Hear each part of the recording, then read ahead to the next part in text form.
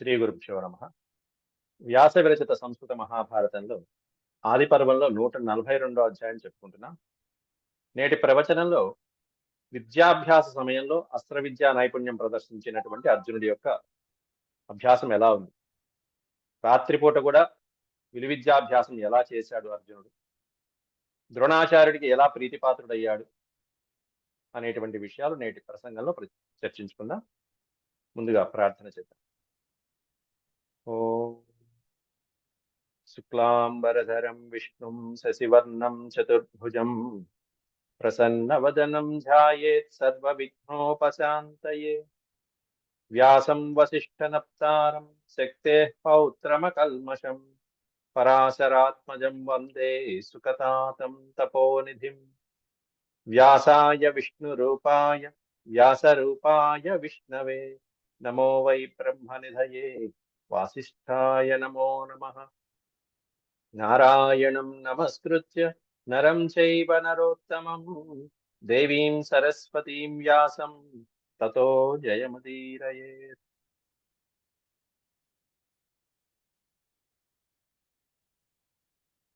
భీష్మాచార్యుడు ద్రోణాచార్యుడి యొక్క గాథనంతా విని ఆయన పడినటువంటి కష్టాలని తెలుసుకుని చివరికి అపారమైనటువంటి సంపదలతో పాటుగా కౌరవ సామ్రాజ్య శ్రీతో పాటుగా మొత్తం అంతా కూడా ఈ పిల్లల్ని గ్రహించమని చెప్పి ద్రోణాచార్యుడి చేతిలో పెట్టాడు. ద్రోణాచార్యుడు ఆ సంపదనంతా గ్రహించి మళ్ళీ ఎంతవరకు కావాలో అంతవరకే. నిన్న ఇంకో విషయం కూడా ప్రస్తావించారు. కృపాచార్యుడు ఉన్నాడు కదయ్యా, ఇంకా నేను దేనికని చెప్పంటే, కృపుడు గౌరవార్థం ఉంటాడయ్యా, నీవు ఆచార్యుడిగా ఉండాలి, పిల్లలకి విద్య నేర్పించాలని చెప్పడం జరిగింది. ఆ తర్వాత పిల్లల్ని గ్రహించడం జరిగింది భీష్ముడి యొక్క మాట ప్రకారం. అంతేకాకుండా మొదట్లోనే ఒక మాట తీసుకున్నాడు, నేను విద్యాభ్యాసం నేర్పించిన తర్వాత నేను మీ నుండి ఒక కోరిక కోరుతాను, ఆ కోరిక ఎవరు తీరుస్తారని అడిగితే వెంటనే అర్జునుడు లేచి నేను తీరుస్తానని ప్రతిజ్ఞ కూడా చేయడం జరిగింది. మాట ఇచ్చాడు, మాట ఇవ్వడం జరిగింది. అంతవరకు నిన్నటి పాఠంలో మనం చెప్పుకున్నాం. 20 శ్లోకాల వరకు చెప్పుకున్నాం. ఆ తర్వాత ద్రోణాచార్యుడి దగ్గర అనేక మంది విలువిద్యలు నేర్చుకోవడం కోసం, అస్త్ర విద్యలు నేర్చుకోవడం కోసం వచ్చారని చెప్పుకున్నాం. వృష్ణి అంధక వంశాలే కాకుండా నానా దేశాశ్చ పార్థివాహ, అనేకమైనటువంటి దేశాల నుండి వచ్చినటువంటి రాజులు. అందులో సూతపుత్రశ్చ రాధేయో గురుం ద్రోణమియాత్తదా స్పర్ధమానస్తు పార్థేన సూతపుత్రోత్యమర్షణః దుర్యోధనం సమాశ్రిత్య సోమమన్యత పాండవాన్. సూతపుత్రశ్చ రాధేయః, సూతుని కుమారుడైనటువంటి రాధ, సూతుని చేత అతిరథుడి చేత పెంచబడినటువంటి కర్ణుడు రాధేయుడు అంటారు. ఆ రాధేయుడు కూడా ద్రోణాచార్య దగ్గరే అస్త్ర విద్య నేర్చుకోవడం జరిగింది. అయితే చిన్నప్పటి నుండి కూడా అర్జునుడు తనతో పోటీకి రావడంతో అర్జునుడి మీద పోటీ, ఆ స్పర్ధ కారణంగా ఈ పాండవులకి వ్యతిరేకంగాను దుర్యోధనుడికి అనుకూలంగాను ప్రవర్తించాడు కర్ణుడు. స్పర్ధమానస్తు పార్థేన అని కారణం కూడా చెప్పారు చక్కగా. అర్జునుడితో ఉన్నటువంటి స్పర్ధతో విద్యాభ్యాసంలోను ఇటువంటి విషయాల్లో స్పర్ధ ఉండాలి, ఆ పోటీ ఉండాలి. ఆ పోటీ తత్వంతో ఇతడు నాకంటే ఎక్కువ నేర్చుకుంటున్నాడు అనేటువంటి ఒకే ఒక స్పర్ధతో అక్కడే మిత్రత్వం చేస్తుంటే ఇంకా ఎంత బాగుండేదో అసలు కర్ణుడు అర్జునుడు. కానీ ఈ ఒక కారణంతో స్పర్ధమానస్తు పార్థేన సూతపుత్రోత్యమర్షణ అని పెట్టారు. అందుకే ఇక్కడ అమర్షణ అనే పదం పెట్టారు. ఇక్కడ కొంచెం అసూయ ద్వేషాలు, కాస్త తట్టుకోలేనటువంటి తనం అనేటువంటిది, సహనం లేనటువంటి వాడిని అమర్ష కలిగినటువంటి వాడు అంటారు. ఎక్కువ సహనమే లేదు అతనికి, ఓర్పు గుణం లేదు. అటువంటి ఓర్పు గుణం లేనటువంటి ఆ కర్ణుడు పార్థునితో అర్జునుడితో ఈ విధంగా మాటి మాటికి స్పర్ధ కారణంగా పక్కన దుర్యోధనుడు చేరదీయటంతో దుర్యోధనుడి పక్షానికి వెళ్ళిపోయాడు చిన్నప్పటి నుండి. దుర్యోధనం సమాశ్రిత్య, ఆశ్రిత్య అంటే ఆయన్ని అనుసరిస్తూ ఆయన చెప్పు చేతల్లో ఉంటూ, దుర్యోధనం సమాశ్రిత్య సో అవమన్యత పాండవాన్, పాండవుల్ని నిత్యము అవమానిస్తూ ఉండేటువంటి వాడు. అవమన్యత, అవమానించడం, పాండవుల్ని సమయానుకూలంగా వాళ్ళని గేలి చేయడం, అవమానించడం మొదలైనటువంటివన్నీ కౌరవాదులతో పాటుగా కర్ణుడు కూడా చేస్తూ వచ్చాడు. అలాగే అభ్యయాత్సతతో ద్రోణం ధనుర్వేద చికీర్షయా శిక్షా భుజబలోద్యోగైస్తేషు సర్వేషు పాండవః అభ్యయాస తతో ద్రోణం ధనుర్వేద చికీర్షయ.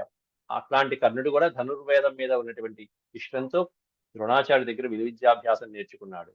అలాగే అర్జునుడు ఈ ధనుర్వేదం మీద ఉండేటువంటి చికీర్షయ ఉత్సాహంతో, ఆ ప్రేరణతో, దాని మీద నేర్చుకోవాలనేటువంటి తపనతో ద్రోణుడి దగ్గర నేర్చుకుంటూ శిక్షా భుజ భుజబలోద్యోగై, భుజబల లేకపోతే భుజబల అని కూడా అనొచ్చు. శిక్షా భుజబల ఉద్యోగై, 3 రకాలైనటువంటి గుణాలు చెప్తున్నారు అక్కడ అర్జునుడిలో ఉండేటువంటి గుణాలు. ఆయన నేర్చుకునేటువంటి ఆ పాఠం గురువు గారు ఎలా చెప్పారు, దాన్ని ఏ విధంగా అభ్యాసం చేయాలనేటువంటి ఆ శిక్షణ పొందటంలో గాని, భుజ బలోద్యోగై, భుజ బలంలో గాని, అంతులేనటువంటి పరాక్రమంలో గాని, ఉద్యోగేస్తేషు ఉద్యోగై, ఉద్యోగము అనే పదానికి అర్థం ఏంటంటే ప్రయత్నం. అంటే గురువు గారు చెప్పిన తర్వాత ప్రయత్నం లోపం లేకుండా అది వచ్చేంత వరకు అభ్యాసం చేస్తూ చేస్తూ చేస్తూ దాన్ని నేర్చుకోవటం అనేటువంటిది, దాన్ని ఏ విధంగా ప్రయోగ ఉపసంహారాలు చేయాలనేటువంటి నేర్చుకోవడంలోనూ ఒకటేమన్నా శిక్షణ పొందడం, రెండోది భుజబలం, మూడోది ఏమన్నా ప్రయత్నం. ఎటువంటి ప్రయత్నం లోపం లేకుండా ఇటువంటివన్నిట్లో కూడా సర్వేషు పాండవ, అన్నిట్లో కూడా పాండవుడైనటువంటి అర్జునుడు ఆరితేరాడు, అందరినీ మించిపోతున్నాడు ఈ ధనుర్వేదంలో. అస్త్ర విద్యానురాగాచ్చ విశిష్టో అభవద్ అర్జున, అర్జున విశిష్ట అభవత్, అర్జునుడు అన్నిట్లో విశిష్టమైపోతున్నాడు. అస్త్ర విద్య అనురాగాచ్చ, దాని మీద మమకారం అనురాగం ఉంటే చాలు. ఈ విద్య నాకు ఇష్టం, ఈ సబ్జెక్ట్ నాకు ఇష్టం అనుకుంటే చాలు. ఆ అనురాగం అనేటువంటిది ఒక వ్యక్తిని విశిష్టమైనటువంటి స్థానానికి తీసుకెళ్తుంది. అస్త్ర విద్యానురాగాచ్చ, ధనుర్వేదంలో అస్త్ర విద్య మీద ఉండేటువంటి అనురాగంతో గురువుగారు, అట్లాంటి గురువుగారు దొరికారు వాళ్ళకి, వాళ్ళ అదృష్టం అది. విశిష్ట అభవద్ అర్జున, అర్జునుడు కాస్త విశిష్టమైనటువంటి వాడయ్యాడు. అంతేకాకుండా తుల్యేష్వస్త్ర ప్రయోగేషు లాఘవే సౌష్ఠవేషు చ, దేంట్లో విశిష్టమైనటువంటి వాడయ్యాడు ఆ అర్జునుడు అనేది కూడా ఇంకొక వచనంలో చెప్తున్నారు.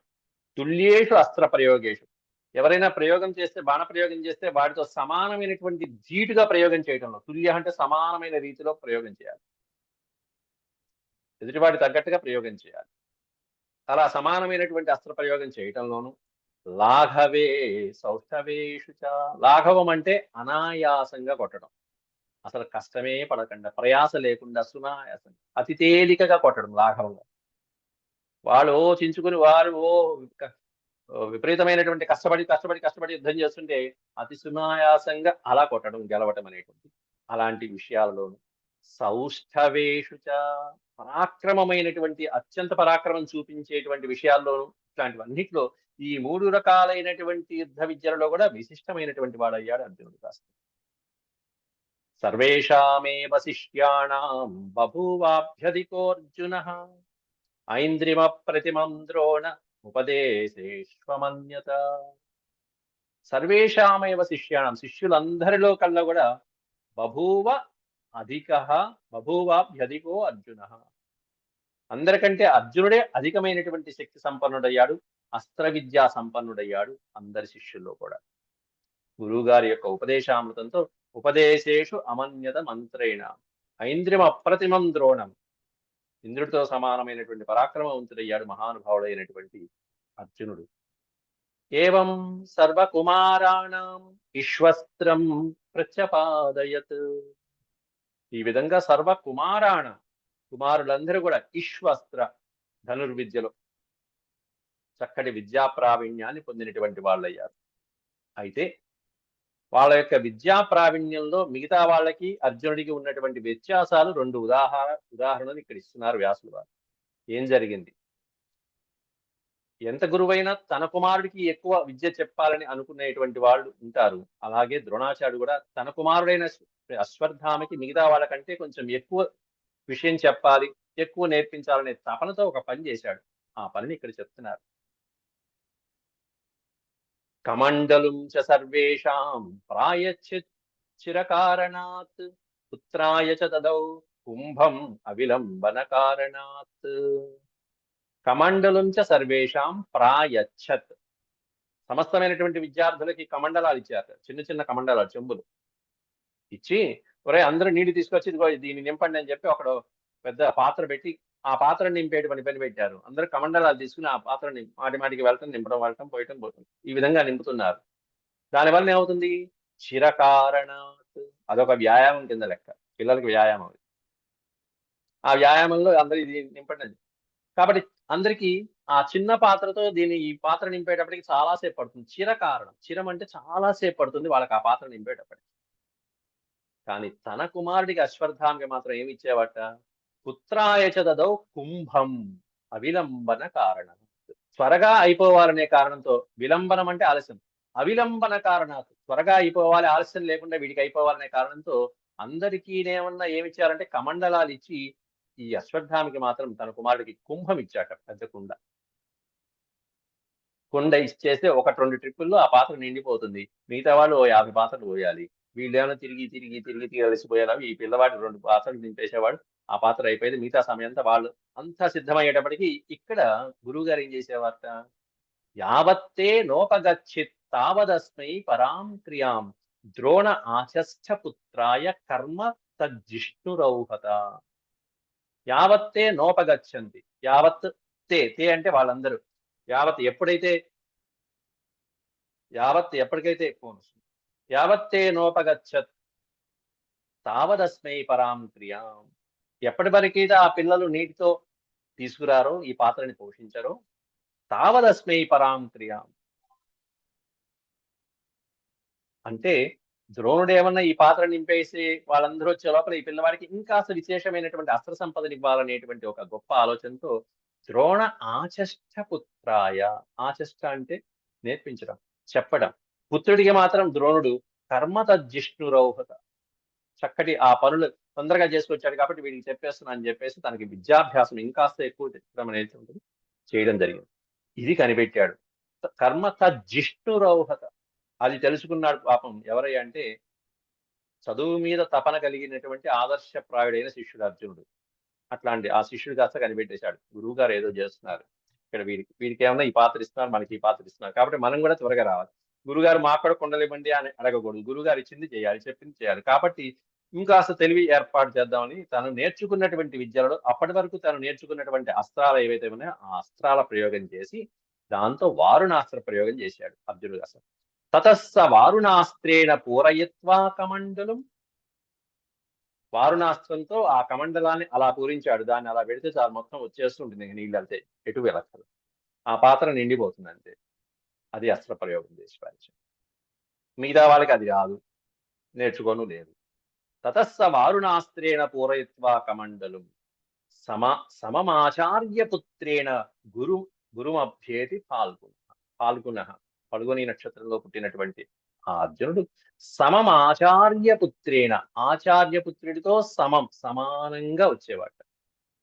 గురుమభ్యేతి పాల్గొన. అభ్యేతి అంటే సమీపించడం. గురుమభ్యేతి పాల్గొన. గురువు గారిని సమీపించడం జరిగింది అర్జునుడు. ఆ పాత్రని నింపేసి ఆయన ఇచ్చినటువంటి ఏ టార్గెట్ అయితే ఉందో ఆ లక్ష్యాన్ని నెరవేర్చేసుకున్నాడు, వచ్చేసాడు. గురువు గారి దగ్గర కూర్చున్నాడు. గురుగారు నేను కూడా సిద్ధం అంటూ అశ్వత్థామతో సమానంగా పోటీ పడ్డాడు. ఆశ్చర్యపోయాడు గురువు గారు. ప్రబల అనుకున్నారు. ఆచార్యపుత్ర తస్మాత్తు విశేషోపచయే పృథక్. ఇది ఇంకా గొప్ప విశేషం ఏంటంటే, ఆచార్యుని కుమారుడు అశ్వత్థామ కంటే కూడా గురువు గారిని ఎక్కువగా సేవించింది అర్జునుడేట. ఆచార్యపుత్రాత్ అన్నారు అక్కడ. ఆచార్యుని కుమారుడైనటువంటి అశ్వత్థామ కంటే కూడా తస్మాత్తు విశేష ఉపచయే పృథక్. ఉపచయం అంటే సేవ చేయడం. విశేష ఉపచయం, అనేకమైనటువంటి విశేష ఉపసేవలతో గురువు గారిని మెప్పించినటువంటి వాడు అర్జునుడు. న వ్యహీయత మేధావి పార్థోప్యస్త్ర విదాంబర అర్జునం పరమం యత్నమాతిష్ట గురు పూజనే. పరమం యత్నమాతిష్ట గురు పూజనే. గురువు గారిని పూజించడంలో, గురువుని సేవించడంలో పరమం యత్నం, ఎంతో శ్రద్ధ చూపించేవాడు, ఎన్నో ప్రయత్నాలు చేసేవాడు. ద్రోణాచార్య గారి యొక్క సంతోషం కోసం, ఆయన నేర్పినటువంటి ఆ విద్యని సార్థకం చేసుకోవడం కోసం. నవ్యహీయత మేధావి పార్థోప్యస్త్ర విదాంబర. అస్త్ర విదాంబర, అస్త్రములు తెలిసినటువంటి వాళ్ళలో శ్రేష్ఠుడైనటువంటి మేధావి అయినటువంటి ఆ పార్థుడు గురువుకి సేవ చేయడంలో తత్పరుడైపోయాడు. పరధ్యానం ఇంకా వేరే ఏమీ ఏమరపాటు లేకుండా గురువు గారిని పూజించడంలో నిష్ణాతుడైపోయాడు. గురువు ఏది చెప్తే అది. ఇటువంటి ఈ శ్రద్ధ, అటువంటి ఆ అస్త్ర అభ్యాసమును చూసినటువంటి ద్రోణాచార్యుడు పరమానంద పడిపోయాడు.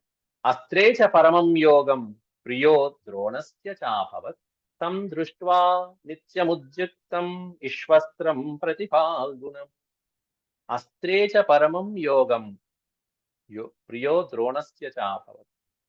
ఈ అస్త్ర విద్యాభ్యాసంలో పరమం యోగం, అందరికంటే ఉన్నతిగా నేర్చుకునేటువంటి ఆ తత్వాన్ని, ఆయనకు అర్జునుడికి ఉన్నటువంటి ఆ ప్రియత్వాన్ని చూసి ద్రోణాచార్యుడు తం దృష్ట్వా నిత్యముద్యుక్తం ఇష్వస్త్రం ప్రతి పాల్గొను, నిత్యము ఈ విధంగా అభ్యాసం చేస్తున్నటువంటి పాల్గొని చూసి వీడు చాలా మించిపోయేట్టున్నాడు. కాబట్టి ఎందుకంటే ఒక లక్ష్యాన్ని ఛేదించాలంటే వాళ్ళు ఒక సమయం పెడతారు. ఆ నిర్దేశించినటువంటి సమయం లోపలే ఈ విద్యను అందుకుంటున్నాడు అర్జునుడు. కాబట్టి కొంచెం జాగ్రత్తగా ఉండాలి వీటితో ఎట్లాగైనా అని చెప్పి ఇంకా అశ్వత్థామికి రహస్యమైనటువంటి అస్త్రాలు నేర్పించాలనే ఉద్దేశంతో గురువు గారు, ఎందుకంటే తన కొడుకుని మించిపోకూడదు అనే బాధలో ఉన్నాడు కొంచెం. ఆ భావనకు తెలిసిపోతున్నది ఇక్కడ. వ్యాసులు వారు ఇంత స్పష్టంగా రాశాడు. ఇవి 2 ఉదాహరణలు మాత్రమే ఇక్కడ.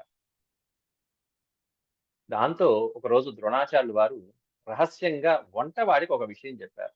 ఏమిటంటే, ఆహూయ వచనం ద్రోణో రహస్సూదమభాషత అంధకారే అర్జునాయాన్నం నదేయం తే కదాచన.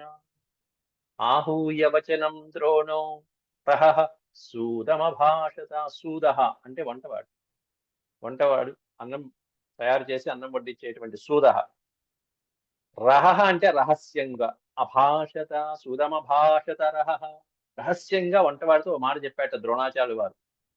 వాడిని పిలిపించి మరి ఆహూయ వచనం ఏమని ఏం చెప్పాడయ్యా అంటే, అంధకారే అర్జునాయాన్నం నదేయం తే కదాచన. అర్జునుడికి చీకట్లో ఎప్పుడు అన్నం పెట్టమాకు అన్నాడు.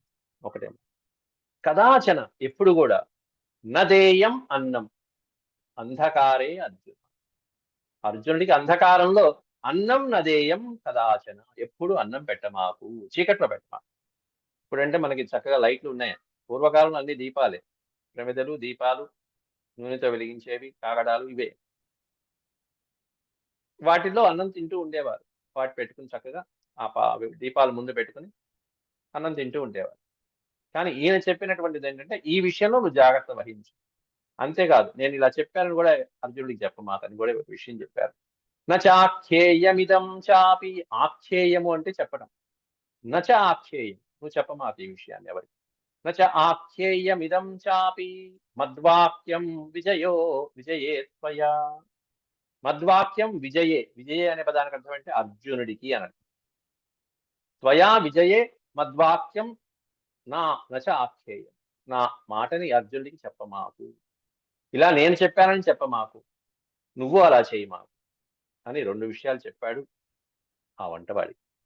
సరే అన్నాడు. కొంచెం అలాగే అంతా దీపం ఉండగానే అర్జునుడికి అన్నం పెడుతూ వచ్చాడు. కానీ ఒకానొక సందర్భంలో తతః కదాచిత్ భుంజానే అంటే ఆరగిస్తున్న సమయంలో, భుజిస్తున్న సమయంలో, భోజనం తింటున్న సమయంలో ప్రభవౌ వాయురర్జునే. ప్రభవౌ వాయు, ప్రచండమైనటువంటి వాయువు, ప్రయయౌ వాయు, విపరీతమైనటువంటి వాయువు రావడంతో ఆ అర్జునుడు భోజనం చేస్తున్న సమయంలో పక్కనే ఉన్నటువంటి దీపం కాస్త కొండెక్కింది.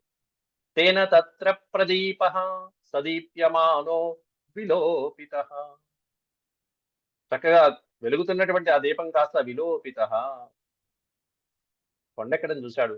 అది కాస్త ఆరిపోయేటప్పటికి, అప్పటిదాకా అలా చేయి ఉన్నటువంటిది కాస్త ఆరిపోగానే మరి ఆగిపోయిందా? దీపం కొండెక్కగానే ఆగిపోయిందా? ఈ చేయి మామూలుగా నోట్లోకి వెళ్ళింది. మళ్ళీ కింద పెట్టుకున్నాడు, మళ్ళీ ఇలా పెట్టుకున్నాడు, మళ్ళీ చూశాడు.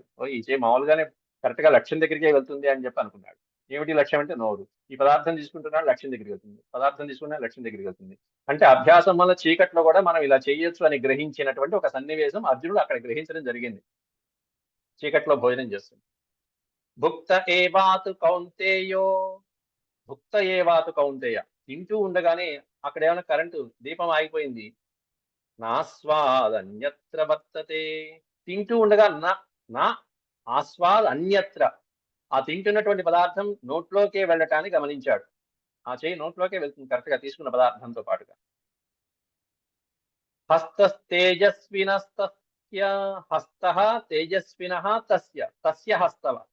ఆ చెయ్యి లోపలికే వెళ్ళటం, అలాగే అనుగ్రహణం అంటే కరెక్ట్ గా నోట్లోనే స్వీకరించిన ఆ పదార్థం స్వీకరించిన కారణంతో ఇది గ్రహించినటువంటి పార్థుడు, ఓహో ఇలా అభ్యాసం ఉంటే చీకట్లో కూడా మనం ఇటువంటి లక్ష్యాలను కొట్టవచ్చు, లక్ష్యాన్ని ఛేదించవచ్చు అనుకుని ఇక రాత్రిపూట అభ్యాసం మొదలుపెట్టాడు చీకట్లో కొట్టడం.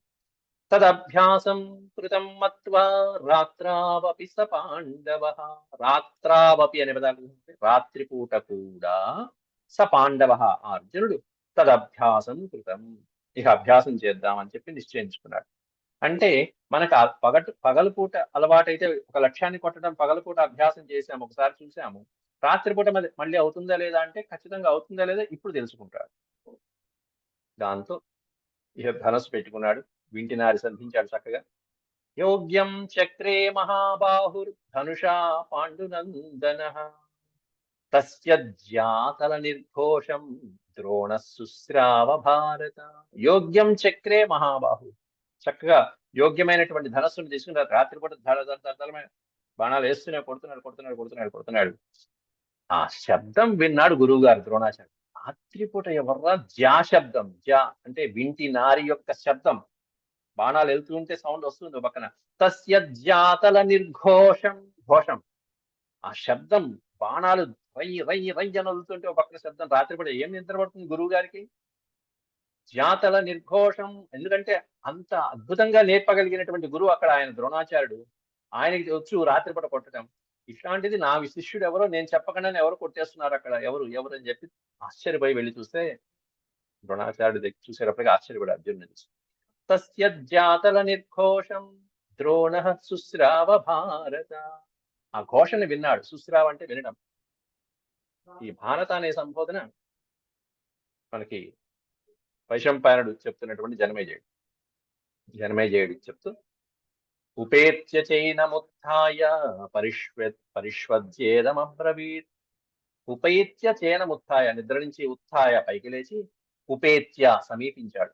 ఉపేత్య అంటే దగ్గరికి సమీపించడం. అర్జునుడి దగ్గరికి సమీపించి ఒక్కసారి ఆయన చేస్తున్నటువంటి అభ్యాసం చూసి తట్టుకోలేక ఆనందంతో ఉప్పొంగిపోయి పరిష్వజ్యేదమబ్రవీత్, ఆలింగనం చేసుకుని కూడా శిష్యుడు అంటే అద్భుతమైనటువంటి వాడి అని చెప్పి ఆయనకు తెలిసినటువంటి ఆ ధనుర్విద్య మీద అభ్యాసం మీద కుతూహలం, అంత కుతూహలం కలిగినటువంటి ఆ అర్జునుడిని చూసి ఒక్కసారి ఆలింగనం చేసుకుని ఇదమబ్రవీత్, ఈ విధంగా అన్నాడు ద్రోణాచార్యుడు. ప్రయతిష్యే తథా కర్తుం యథా నాన్యో ధనుర్ధర. నీలాంటి ధనుర్ధారి ఇక ఈ సృష్టిలో లేకుండా నేను చేయగలను. అట్లా అద్భుతమైనటువంటి అరివీర పరాక్రమం కలిగినటువంటి వాడిగా నిన్ను నేను తీర్చిదిద్దుతాను రా అబ్బాయి.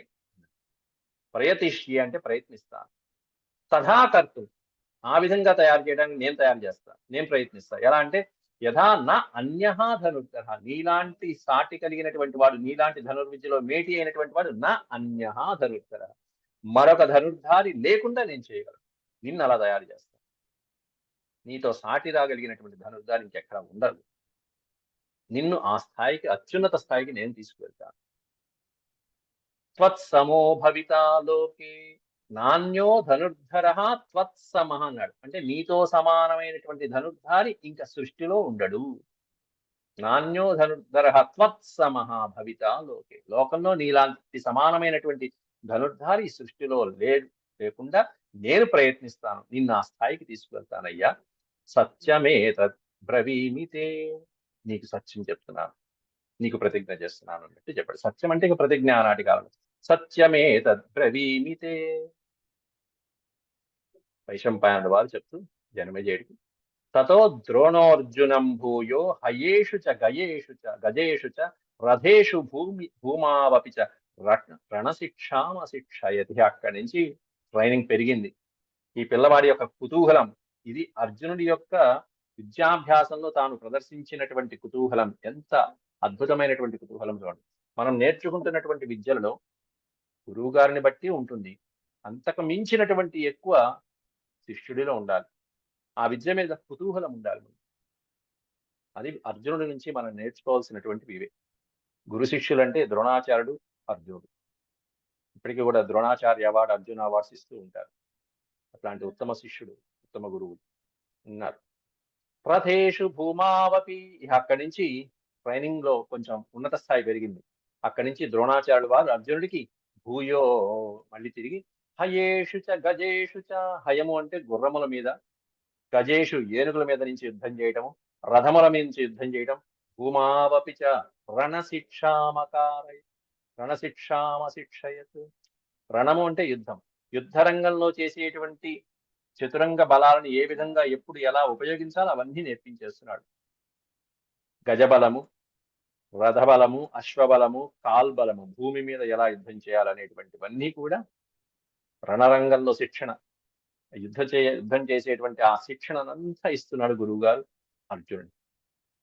అంతేకాకుండా గదా యుద్ధేసి చర్యాయాం తోమర ప్రాస శక్తిషు ద్రోణ సంకీర్ణ యుద్ధే చ శిక్షయామాస కౌరవాన్.